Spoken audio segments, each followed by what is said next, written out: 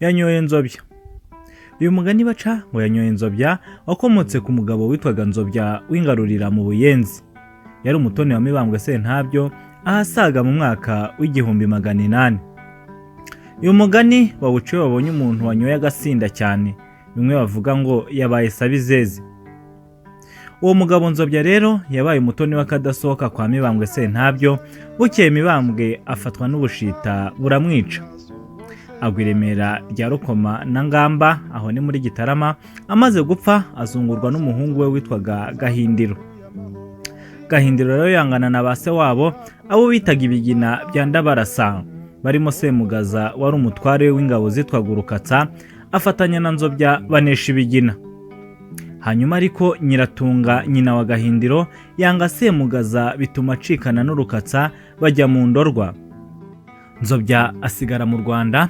Hanyuma aho Gahindiro amariye gutoneshereza Rugaju rwa Mutimbo, amugabiye akatsi ka ruguru y'inzira no hepfo yayo, Nzobya asubira inyuma ntibamureba neza.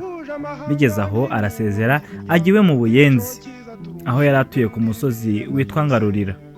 Amaze y'iminsi abantu b'amacuti ye baza kumubwira ko ibwami batamureba neza. Nzobya ariyumvira ati, uruzi Semugaza ngo acike ansige mu Rwanda?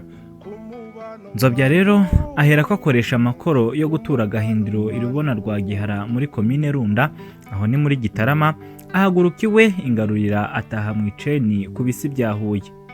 Mu gitondo rahava ajya imuyunzwe mu Nduga, aho ni muri Tambwe ya Gitarama. Bukeye ataha Igihinga na Ruzege munsi ya Kamonyi, aho ni muri komine Taba.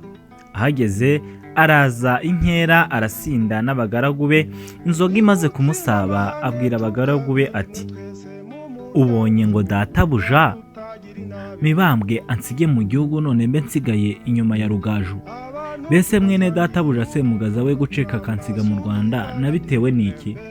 Ati, ubu ndagiye nsange databuja Mibambwe kumusezerera Rutare, ningera kumva ye niyahure mpwane nawe. Ubwo ayo yose yavugishwaga n'inzoga.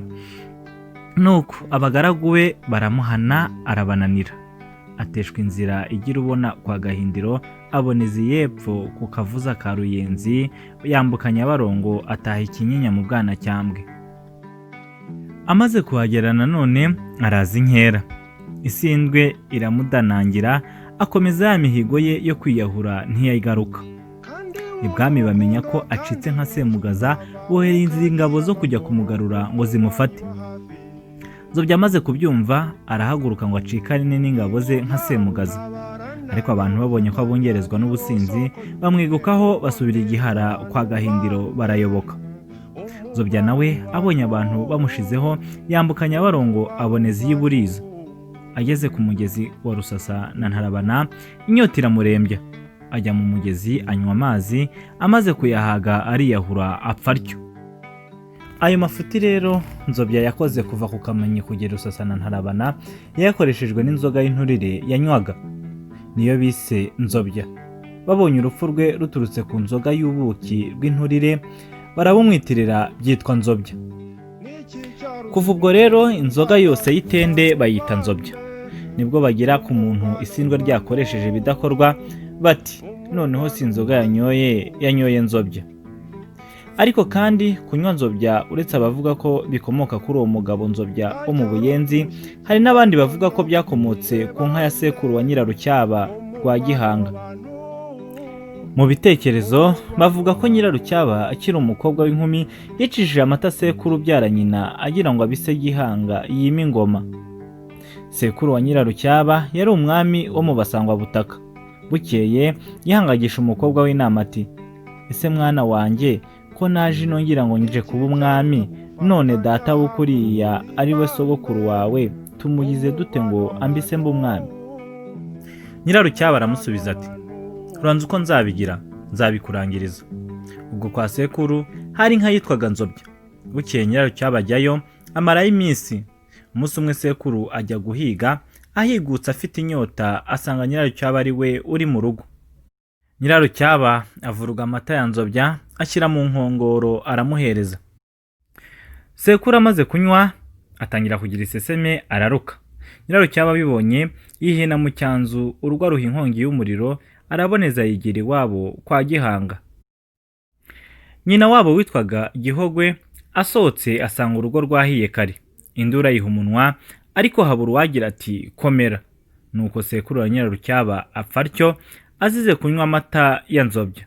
Niyo bagereranya n'inzoga umuntu anywa agasinda byo gupfa bati si inzoga yanyoye Nzobya, bisobanuye ikishi. Nuko Nyirarucyaba amaze kwica sekuru atyo, Gihanga yima ingoma. Umukobwa we arongorwa na Kazigaba, ariko asaba se ingororano yuko yamuhesheje ingoma. Gihanga amusezeranya ko abana bazamukomokaho bazitirirwa izina rye nubwo ari umugore bwose, bakitwa Abacyaba. Kunywa Nzobya rero bisobanuye gusinda bita ubwenge cyangwa ikishi.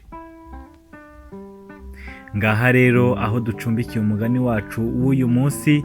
Mwakoze cyane kudukurikira, tuzongere ubutaha.